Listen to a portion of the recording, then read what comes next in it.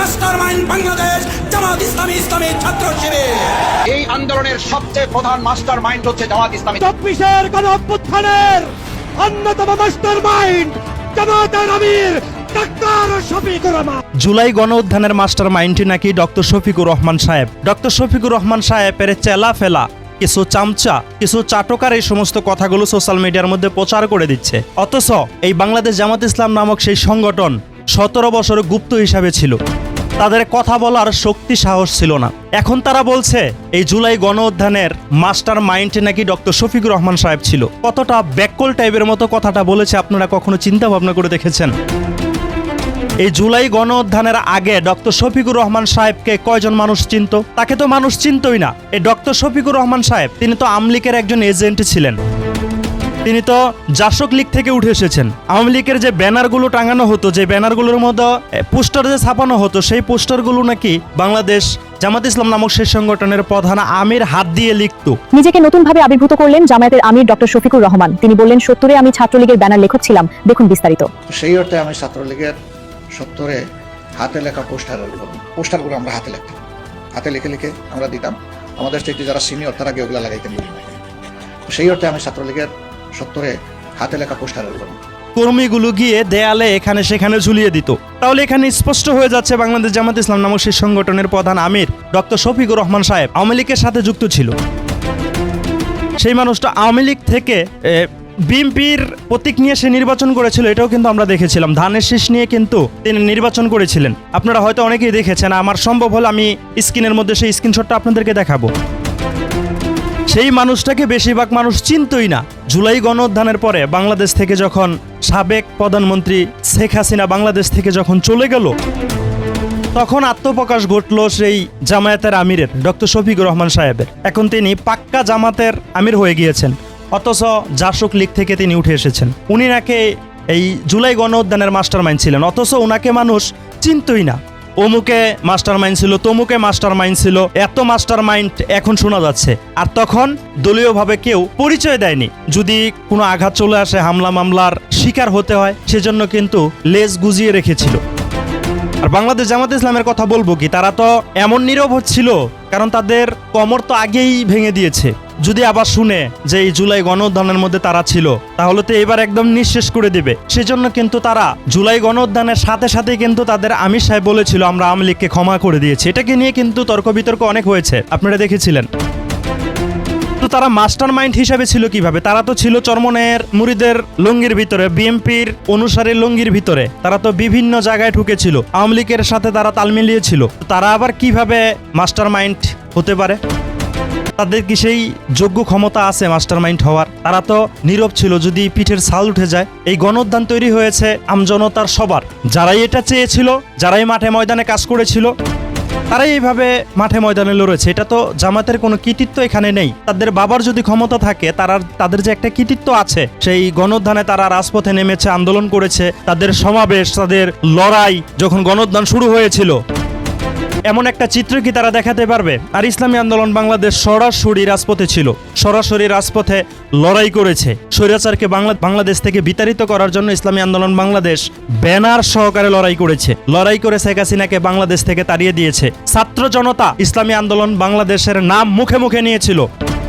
সমাবেশে তারা গিয়েছিল। তারা অনেকগুলো সমাবেশের মধ্যে ইসলামী আন্দোলন বাংলাদেশের কৃতিত্ব প্রকাশ করেছিল। এই নাহিদকে বলেন, সার্জিস আলমকে বলেন, আরো যারা মুখ পরিচিত ব্যক্তি আছে, যারা এনসিবির মধ্যে যারা বর্তমান আছে, তারাই কিন্তু বলেছিল। এই যে নাসির পটোয়ারী সাহেবকে বলেন, তিনিও বলেছিলেন। বাংলাদেশের বিশেষ বিশেষ ব্যক্তি যারা ছিল এই গণ উত্থানের মধ্যে, তারা নিজেরাই ইসলামী আন্দোলন বাংলাদেশের প্রশংসা করেছিলেন। এবং ইসলামী আন্দোলন বাংলাদেশ দলীয়ভাবে, একমাত্র দলীয়ভাবে তারাই মাঠে ময়দানে লড়াই করেছিলেন। তো এখানে master mind doctor Shafiqur Rahman সাহেব কিভাবে হচ্ছে? ডক্টর শফিকুর রহমান সাহেবের কিছু চাটকার এই কথাগুলোকে সোশ্যাল মিডিয়া এখন বলছে।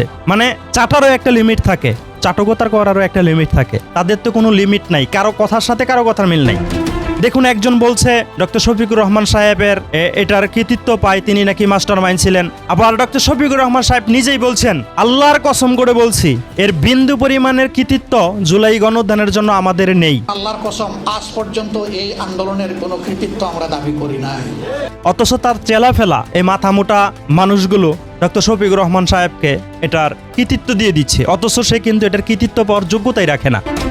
তারা যদি যোগ্যতা রাখে, তারা যদি এটার মাস্টার মাইন্ড হয়ে থাকে, এই বর্তমান সময়ে এসে দাঁড়িয়ে যদি কেউ দাঁড়িয়ে প্রস্রাব করে, এটাও কিন্তু মানুষ ভিডিও করে সোশ্যাল মিডিয়ার মধ্যে আপলোড করে দেয়। যদি পশ্চিম দিকে মুখ ফিরিয়ে থুতু ফালায়, যদি ইসলামিক কোনো ব্যক্তিত্ব হয়, সেটাও কিন্তু সোশ্যাল মিডিয়ার মধ্যে আপলোড করা হয়। আর এত বড় একটা গণঅভ্যুত্থান হয়েছে, তাদের কি কোনো ভিডিও ক্লিপ, ফটো কোনো কিছুই থাকবে না? তাদের কোনো অনুদান কি থাকবে না?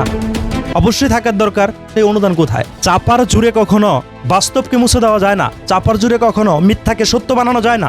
বাংলাদেশ জামাত ইসলাম নামক সেই সংগঠনের অন্ধ ভক্তরা একটা মিথ্যা কথাকে সত্যতে রূপান্তর করার জন্য সবাই উঠে পড়ে লেগেছে। ডক্টর শফিকুর রহমান সাহেব নাকি এই জুলাই গণঅভ্যুত্থানের মাস্টারমাইন্ড ছিল, অথচ তাদের বাবার ক্ষমতা যদি থাকে, তাদের যদি এতটুকু যোগ্যতা থাকে, তারা যেন একটা ভিডিও, ফটো, একটা চিত্র যেন তারা দেখায় যে গণঅভ্যুত্থানের এমন একটা দৃশ্য তাদের আছে।